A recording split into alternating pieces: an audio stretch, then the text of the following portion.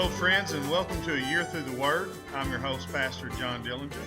Today we're coming live from Northeast Arkansas Baptist Church, which is the home of the A Year Through the Word ministry, as well as the Authorized Bible Institute and other ministries. So, welcome. Day 144 reading schedule, 2 Samuel chapters 4, 5, and 6, John chapter 13, verses 31 through 14, Psalm 119, verses 17 through 32, and Proverbs chapter number 15, verses 31 and 32. Book of 2 Samuel, chapter 4, verse 1. And when Saul's son heard that Abner was dead in Hebron, his hands were feeble, and all the Israelites were troubled. And Saul's son had two men that were captains of bands. The name of the one was Baanah, and the name of the other was Rechab. The sons of Rimmon, a Beerothite, of the children of Benjamin, for Beeroth also was reckoned to Benjamin. And the Beerothites fled to Gittaim, and were sojourners there until this day. And Jonathan, Saul's son, had a son that was lame of his feet. He was 5 years old when the tidings came of Saul and Jonathan out of Jezreel, and his nurse took him up and fled. And it came to pass, as she made haste to flee, that he fell and became lame, and his name was Mephibosheth. And the sons of Rimmon the Beerothite, Rechab and Baanah, went and came about the heat of the day to the house of Ishbosheth, who lay on a bed at noon. And they came thither into the midst of the house, as though they would have fetched wheat, and they smote him under the fifth rib, and Rechab and Baanah his brother escaped. For when they came into the house, he lay on his bed in his bedchamber, and they smote him and slew him, and beheaded him, and took his head, and gat them away through the plain all night. And they brought the head of Ishbosheth unto David to Hebron, and said to the king, Behold the head of Ishbosheth, the son of Saul, thine enemy, which sought thy life, and the Lord hath avenged my lord the king this day of Saul and of his seed. And David answered Rechab and Baanah his brother, the sons of Rimmon the Beerothite, and said unto them, As the Lord liveth, who hath redeemed my soul out of all adversity? When one told me, saying, Behold, Saul is dead, thinking to have brought good tidings, I took hold of him and slew him in Ziklag, who thought that I would have given him a reward for his tidings. How much more, when wicked men have slain a righteous person in his own house upon his bed? Shall I not therefore now require his blood of your hand, and take you away from the earth? David commanded his young men, and they slew them, and cut off their hands and their feet, and hanged them up over the pool in Hebron. But they took the head of Ishbosheth and buried it in the sepulchre of Abner in Hebron. Then came all the tribes of Israel to David unto Hebron, and spake, saying, Behold, we are all thy bone and thy flesh.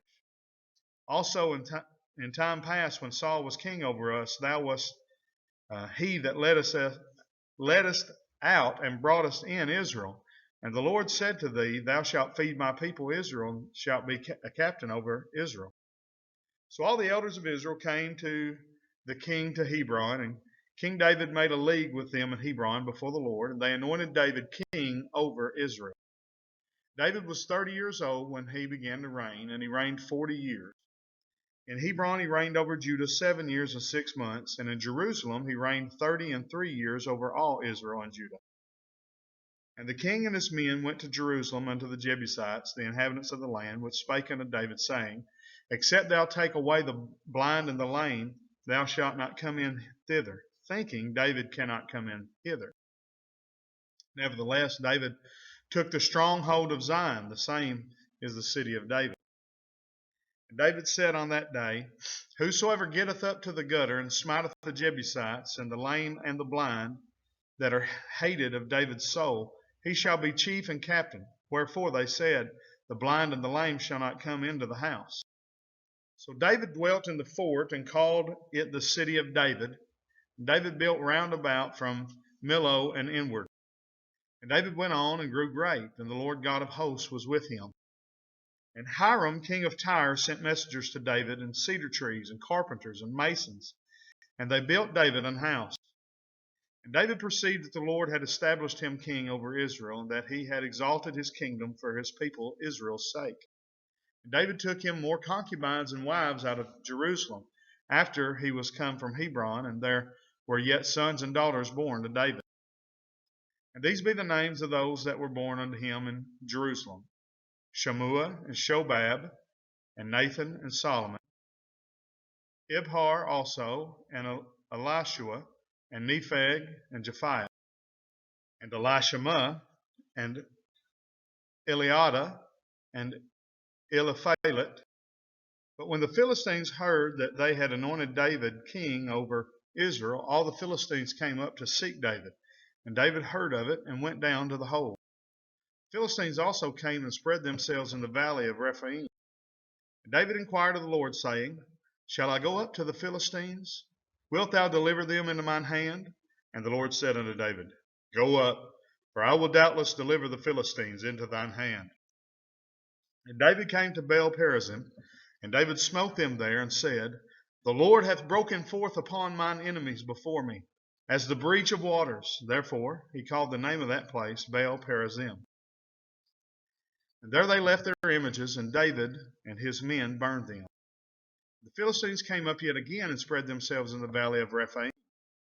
And when David inquired of the Lord, he said, Thou shalt not go up, but fetch a compass behind them, and come upon them over against the mulberry trees. And let it be when thou hearest the sound of a going in the tops of the mulberry trees, that then thou shalt bestir thyself. For then shall the Lord go out before thee to smite the host of the Philistines. And David did so, as the Lord had commanded him, and smote the Philistines from Geba until thou come to Gazer. And again David gathered together all the chosen men of Israel, 30,000. David arose and went with all the people that were with him from Baal of Judah to bring up from thence the ark of God, whose name is called by the name of the Lord of hosts, that dwelleth between the cherubim. And they set the ark of God upon a new cart, and brought it out of the house of Abinadab that was in Gibeah. And Uzzah and Ahio, the sons of Abinadab, drave the new cart. And they brought it out of the house of Abinadab, which was at Gibeah, accompanying the ark of God, and Ahio went before the ark. And David and all the house of Israel played before the Lord on all manner of instruments made of fir wood, even on harps and on psalteries, and on timbrels and on cornets and on cymbals. And when they came to Nachon's threshing floor, Uzzah put forth his hand to the ark of God and took hold of it, for the oxen shook it. And the anger of the Lord was kindled against Uzzah, and God smote him there for his error, and there he died by the ark of God. And David was displeased because the Lord had made a breach upon Uzzah, and he called the name of the place Perez Uzzah to this day. And David was afraid of the Lord that day, and said, How shall the ark of the Lord come to me? So David would not remove the ark of the Lord unto him into the city of David, but David carried it aside into the house of Obed-Edom the Gittite. And the ark of the Lord continued in the house of Obed-Edom the Gittite 3 months, and the Lord blessed Obed-Edom and all his household. And it was told King David, saying, The Lord hath blessed the house of Obed-Edom, and all that pertaineth unto him, because the ark of God. So David went and brought up the ark of God from the house of Obed-Edom into the city of David with gladness. And it was so that when they that bare the ark of the Lord had gone 6 paces, he sacrificed oxen and fatlings. And David danced before the Lord with all his might, and David was girded with a linen ephod. So David and all the house of Israel brought up the ark of the Lord with shouting and with the sound of the trumpet. And as the ark of the Lord came into the city of David, Michal, Saul's daughter, looked through a window and saw King David leaping and dancing before the Lord, and she despised him in her heart. And they brought in the ark of the Lord and set it in its place in the midst of the tabernacle that David had pitched for it. And David offered burnt offerings and peace offerings before the Lord. And as soon as David had made an end of offering burnt offerings and peace offerings, he blessed the people in the name of the Lord of hosts. And he dealt among all the people, even among the whole multitude of Israel, as well to the women as men, to every one a cake of bread, and a good piece of flesh, and a flagon of wine. So all the people departed, every one to his house. Then David returned to bless his household, and Michal, the daughter of Saul, came out to meet David and said, How glorious was the King of Israel today, who uncovered himself today in the eyes of the handmaids of his servants, as one of the vain fellows shamelessly uncovereth himself. And David said unto Michal, It was before the Lord, which chose me before thy father, and before all his house, to appoint me ruler over the people of the Lord, over Israel. Therefore will I play before the Lord. And I will yet be more vile than thus, and will be base in my own sight. And of the maidservants which thou hast spoken of them shall I be had in honor. Therefore Michal the daughter of Saul had no child unto the day of her death. Book of John, chapter 13, verse 31. Therefore when he was gone out, Jesus said, Now is the Son of Man glorified, and God is glorified in him. If God be glorified in him, God shall also glorify him in himself, and shall straightway glorify him. Little children, yet a little while I am with you. Ye shall seek me. And as I said unto the Jews, Whither I go, ye cannot come. So now I say to you, A new commandment I give unto you, that ye love one another, as I have loved you, that ye also love one another. By this shall all men know that ye are my disciples, if ye have love one to another. Simon Peter said unto him, Lord, whither goest thou? Jesus answered him, Whither I go, thou canst not follow me now, but thou shalt follow me afterwards. Peter said unto him, Lord, why cannot I follow thee now? I will lay down my life for thy sake. Jesus answered him, Wilt thou lay down thy life for my sake? Verily, verily, I say unto thee, the cock shall not crow till thou hast denied me thrice. Let not your heart be troubled. You believe in God, believe also in me. In my Father's house are many mansions. If it were not so, I would have told you. I go to prepare a place for you. And if I go and prepare a place for you, I will come again and receive you unto myself, that where I am, there you may be also. Whither I go you know, and the way you know. Thomas saith unto him, Lord, we know not whither thou goest, and how can we know the way? Jesus saith unto him, I am the way, the truth, and the life. No man cometh unto the Father but by me.